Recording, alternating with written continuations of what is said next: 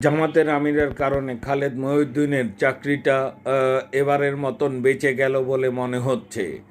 খালেদ মহিউদ্দিন বিএনপির চেয়ারম্যান অর্থাৎ প্রধানমন্ত্রীকে বলেছিল যে এ, এ, বলেছিল যে আপনি যদি অভয় দেন তাহলে একটা কোশ্চেন করতে পারি, যেটা সারা বাংলাদেশের এ, একবারে ছড়িয়ে গিয়েছিল এবং খালেদ মহিউদ্দিন এই কথার কারণে চামচামিতে এক নাম্বার হয়েছিল এবং খালেদ মহিউদ্দিন এই কথার কারণে ভাইরাল হয়ে গিয়েছিল। বিএনপির চামচা হিসেবে তিনি আখ্যা পেয়েছিলেন। শেষমেশ তার চাকরি যাওয়ার উপক্রম হয়েছিল ঠিকানা থেকে।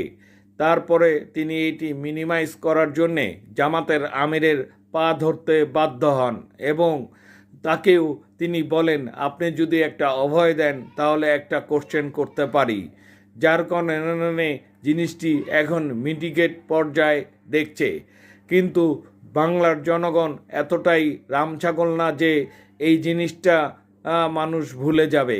খালেদ মহিউদ্দিন ভেবেছে যে এভাবে করে তার সুনামটা রক্ষা করতে পারবে, কিন্তু তা হবে না। আমরা প্রথমেই বুঝে গিয়েছি যে খালেদ মহিউদ্দিন একজন বিএনপির চামচা, গুপ্ত ও সাংবাদিক বিএনপির। ওকে ঠিকানা থেকে বের করে দেওয়া দরকার।